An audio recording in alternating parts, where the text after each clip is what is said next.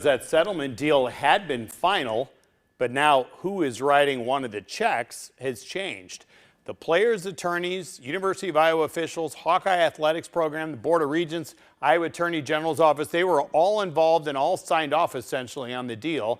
That deal had made taxpayers pay $2 million of the $4.2 million settlement. Taxpayers were involved since they fund the Board of Regents, and the Board of Regents was responsible under terms of the settlement for the $2 million. Now, Iowa's state auditor had first criticized this deal back on Monday and voted against it on that board meeting. State Senator Annette Sweeney also complained about it. She did it on the Senate floor.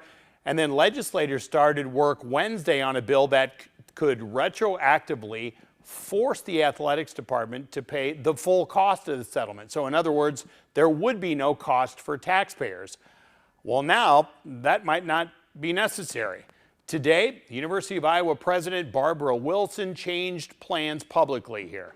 She's refused to talk publicly about the matter this week, but today she sent out this statement that said in part, quote, "After listening to the concerns of Iowans and in consultation with Board of Regents leadership, I have determined that the University of Iowa Department of Athletics will reimburse the state general fund for the $2 million due to the recent settlement," end quote.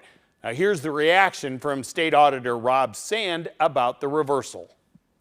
I am delighted that President Wilson listened to the concerns that led to my vote against the part of the settlement.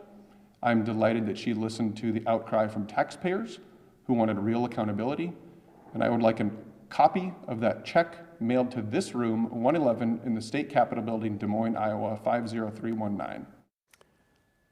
You may have noticed Auditor Sand's reaction as he made that comment. That was essentially the last thing he talked about today.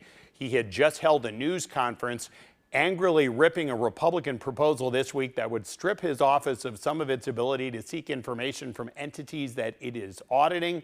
Sand, who is the only Democrat in statewide office, said that it is no coincidence that this proposal just surfaced after he had publicly opposed that U of I settlement deal that some statewide Republicans had supported.